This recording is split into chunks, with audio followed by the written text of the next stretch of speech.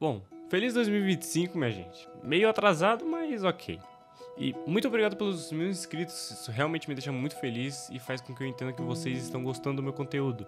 E eu não estaria fazendo isso sem vocês. Então, muito obrigado mesmo e bora pro vídeo. Bom, jogos de narrativa quase sempre estiveram nas histórias dos jogos, pois em 1976 foi lançado um dos primeiros jogos com narrativa, sendo ele Colossal Cave Adventure, um jogo criado por Will Crowther, que era um jogo só em texto, não tinha ilustrações, tudo dependia apenas da sua imaginação. Diferente dos outros jogos da época, como Pong, Table Tennis, que tem ilustrações, mas nesse caso não tem enredo. E as pessoas abraçaram esse tipo de ideia, que um jogo poderia ter uma narrativa. Além disso, introduziu elementos fundamentais de design, como exploração, quebra-cabeças e enredo guiado. Avançando um pouco mais no tempo, um outro jogo chamou a atenção. O nome dele era Mystery House, desenvolvido por Roberta e Ken Williams. O jogo coloca o jogador em uma mansão onde vários personagens estão presos. O objetivo é descobrir o assassino antes que você se torne uma próxima vítima. E ele chamou a atenção pois ele trazia a narrativa e ilustrações, que ainda eram estáticas e em preto e branco. Porém, essas imagens ajudavam a criar uma atmosfera imersiva para a história.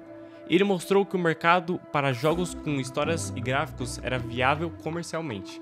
Mas o jogo que enraizou tudo isso foi King's Quest, que foi um jogo de aventura gráfica em terceira pessoa. Além das ilustrações detalhadas, o jogo tinha animações, diálogos e um enredo envolvente. Diferente dos jogos de texto ou estáticos, você podia se mover com o personagem pelo mundo em tempo real, algo que atualmente parece bobo, mas na época era algo super inovador. Enredo baseado em fantasia, onde o jogador tinha que encontrar 3 tesouros para salvar o reino de Daventry, o reino do jogo. Para a época, os visuais eram impressionantes, especialmente pois destacava o uso de cor, e o jogo foi amplamente distribuído e promovido, alcançando um público muito maior do que os outros jogos citados. E se hoje temos jogos cinematográficos como The Last of Us ou Red Dead Redemption, o legado de King's Quest é uma das raízes dessa evolução. Avançando novamente mais para frente, quando os jogos de narrativa já estavam se popularizando, tivemos o primeiro jogo online mundialmente conhecido, que foi Ultima Online. Lançado em 24 de setembro de 1997 pela Origin Systems, ele é amplamente reconhecido como o jogo que popularizou os MMORPGs, que são jogos como Tibia, World of Warcraft, Final Fantasy XIV e etc. Embora outros jogos online existissem antes, Ultima Online foi o primeiro jogo a oferecer um mundo online persistente em grande escala.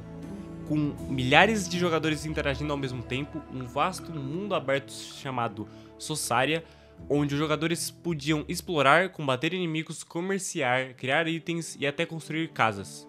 O jogo tinha elementos sociais avançados para a época, como guildas, alianças e um sistema econômico dinâmico. A habilidade era um ponto forte, os jogadores podiam escolher entre seguir caminhos de combate, magia ou se focar em habilidades pacíficas, como carpintaria ou pesca. O Ultima Online atingiu rapidamente mais de 100 mil jogadores ativos, um número impressionante para a época, e inspirou muitos outros MMORPGs, como o próprio World of Warcraft.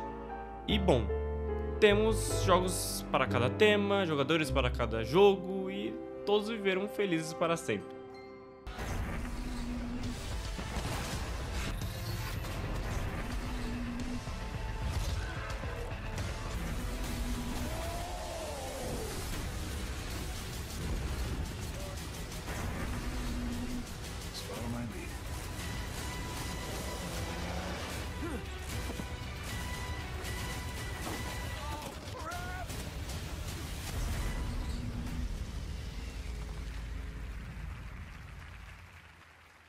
The game of the year at the Game Awards 2016 is Overwatch.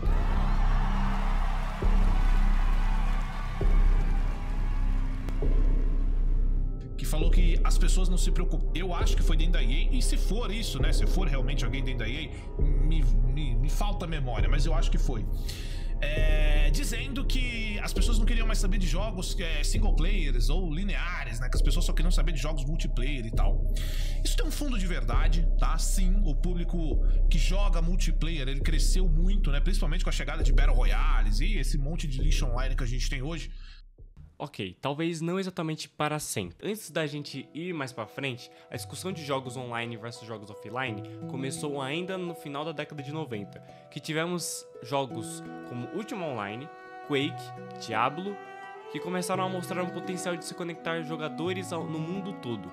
Esses títulos trouxeram experiências colaborativas e competitivas que eram impossíveis em jogos offline. Enquanto isso, jogos offline com forte narrativa como Final Fantasy VII, The Legend of Zelda Ocarina of Time continuavam sendo grandes sucessos, provando que havia uma demanda por experiências solos focadas em histórias. Agora, indo para o começo dos anos 2000, houve a consolidação dos jogos MMORPG e FPS multiplayer. Jogos como EverQuest, Counter-Strike e mais tarde World of Warcraft tornaram-se fenômenos globais. Isso levou muitos jogadores a preferirem jogos online por causa do fator social e da longevidade proporcionada pelas interações entre jogadores. Jogos como Metal Gear Solid 2 e Elder Scrolls 3 continuavam a oferecer experiências single player profundas. No entanto, começaram a surgir questionamentos sobre a relevância desse formato em um mundo cada vez mais conectado. Pontos dessa discussão do online versus offline é que, por exemplo, o online promove interação social e competições dinâmicas com os outros jogadores. É um modelo em constante mudança, que se beneficia de atualizações frequentes. O offline foca em experiências pessoais, imersivas e com um maior controle criativo da narrativa pelo desenvolvedor. No tempo de jogo, o online tende a exigir mais tempo contínuo para aproveitar o máximo, com eventos ao vivo e progressão baseada em grind. O offline oferece experiências mais curtas e estruturadas, adequadas para quem prefere uma abordagem casual ou limitada em tempo. A acessibilidade e o custo no online pode exigir assinaturas e, na maioria das vezes, microtransações e internet constante. Offline geralmente é mais simples, com um custo único para o jogo completo e, na maioria das vezes, também não precisa de internet, já que é offline, né? Muitos críticos começaram a temer que os jogos online, por sua lucratividade, com microtransações e assinaturas, pudessem deslocar os jogos narrativos offline. A partir dos anos 2010, a discussão ficou menos polarizada, pois a indústria começou a oferecer jogos híbridos, ou seja, que combinavam online com offline. Exemplos como Destiny, The Division, Red Dead Redemption 2, GTA V mostraram que jogos podem combinar elementos online e offline. Jogos puramente narrativos como The Last of Us Part 2 ainda encontram um público forte, assim como sucessos online, como Fortnite. Apesar da poeira ter baixado nessa discussão, houve ainda algumas polêmicas, como o lembrado Game of the Year de 2016, que teve como indicados Doom, um reboot brilhante da franquia clássica, mantendo a essência brutal, rápida e visceral dos jogos originais. Excelente design de níveis e uma trilha sonora memorável que amplificava a ação intensa. Mecânicas modernas que renovam o gênero FPS para as novas gerações. E ele mostrou como reviver uma franquia antiga com sucesso, equilibrando nostalgia e inovação. Inside, um jogo de plataforma com foco em narrativa ambiental e puzzles criativos, atmosfera sombria e minimalista, que contava uma história intrigante, sem diálogo. Foi amplamente elogiado por sua direção artística e design de jogo, sendo um exemplo perfeito de como um indie pode competir com os grandes. Titanfall 2, combinação impressionante de jogabilidade fluida e criativa no gênero FPS, especialmente com a interação entre pilotos e titãs. Uma campanha de single player aclamada pela crítica, cheia de momentos memoráveis e inovação. Apesar de ter sido ofuscado por problemas de lançamento, consolidou-se como um clássico cult. Overwatch, um revolucionário FPS multiplayer com foco em trabalho em equipe, mecânicas de heróis e acessibilidade. Apresentava um elenco diversificado de personagens com histórias e fundo envolvente. Mesmo sem uma campanha tradicional, sua abordagem a jogos como serviço com atualizações constantes e eventos sazonais ajudou a moldar o modelo de negócios dos jogos modernos. tornou-se um fenômeno cultural, popularizando o gênero de heróis em FPS, ganhando uma base de fãs massiva. Uncharted 4: A Thief's End.